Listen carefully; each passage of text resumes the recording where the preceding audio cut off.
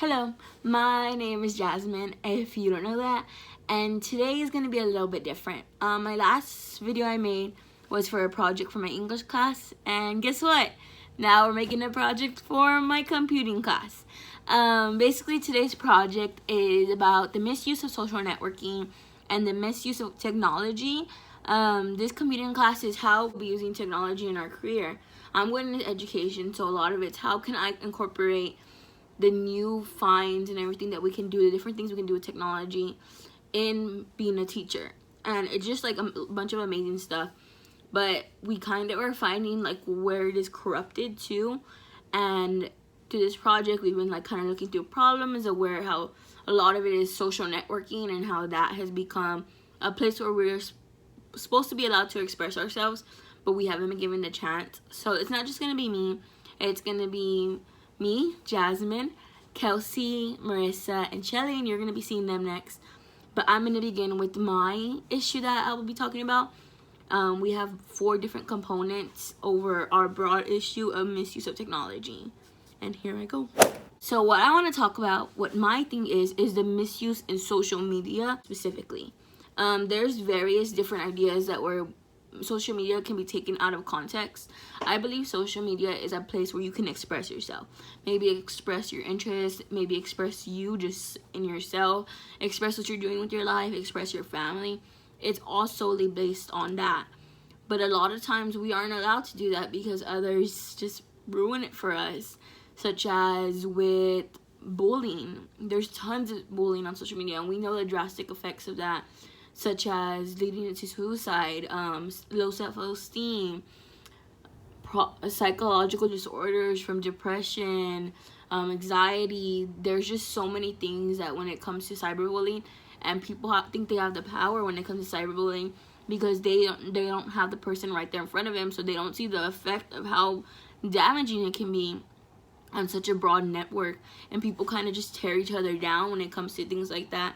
And everyone can join in and hurt somebody, and it's just so sad the way they tear people down instead of at least try to support them and help them grow. And it's just really, really hard when it comes to that, especially for children that are in first beginning to learn how to do social networking and learn how to use social media.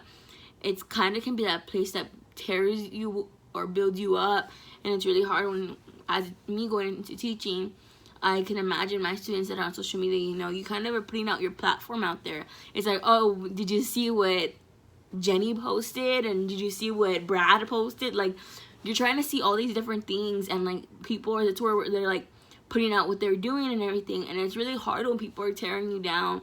And cyberbullying is just something that can really, really be harmful to a person. The next thing that also I thought was a really big issue when it comes to social media is a lot of people are shamed for their body. On social media, it's such a huge thing to put out images of your body, and people like, and that's totally fine. Like, you go, and if you love your body, be confident and do what it is. But a lot of times when you're maybe not the ideal body standard and you're scrolling all day looking at the body standards that are loved and liked, it's harmful to you. A lot of people tend to have lower self-esteem from being on social media all day. And then you kind of get these ideas that you're not good enough. And that's somewhere where social media just takes that into a spiral that can make others go into a spiral and put yourself in a situation where maybe you end up with an eating disorder, or you just are overworking yourself, or you just are so sad because you're never going to look like that person, which is okay because you are you and you should look like you. But social media puts it in our head that we shouldn't look like us, and I think it's really, really harmful when it comes to that. And another thing I think that social media can have a part in play too is predators. And a lot of times there's predators on social media that seek out after young girls, especially because they're so naive. They're so completely naive, and they're barely exploring the networking and everything, that they tend to like fall for things like that. And it's not even just predators like old men, it's also people the same age as them. Some girls believe that, oh, this boy likes me, and they'll send them inappropriate pictures, and then that gets all over the web. And it's just so harmful that social media should be a place where we can express ourselves and be loved, but it can't be that because of people that are either cyberbullying you and hurting you for just who you are. putting out images of how you should look when how you look's already beautiful.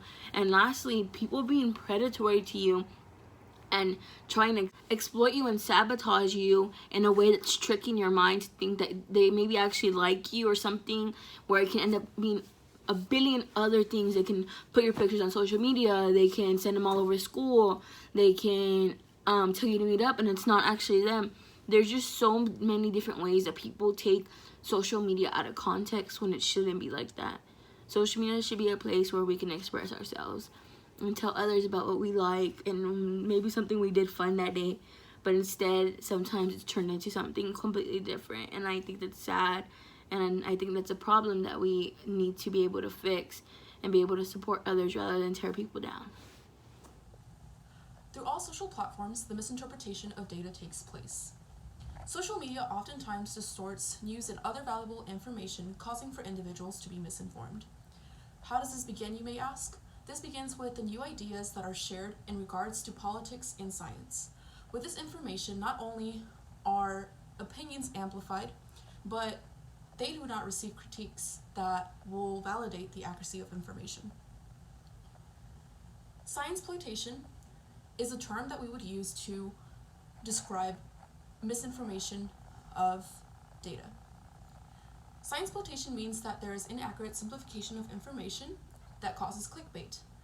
Some locations where the misinterpretation of data takes place along with clickbait includes Reddit, Facebook, Twitter, Snapchat, and Instagram. Usually in these locations, people will misinterpret the points of a certain article, for example, or anything that's shared on the news. This leads to individuals writing impulsive responses in regards to those news or information. Usually individuals will not include the variables that were important towards that certain situation. From this, inferences are incorrect and individuals will tend to blame others for the causes of those events. Marissa, and my component of the misuse of technology is kind of just protecting yourself for technical security. I just want to talk about how important it is to practice technical security, which that just means for you to use techniques for like authentication and protection against theft or sensitive or personal data and information. For example, like I've had my identity stolen before, and it's just because I wasn't using those practices to better myself.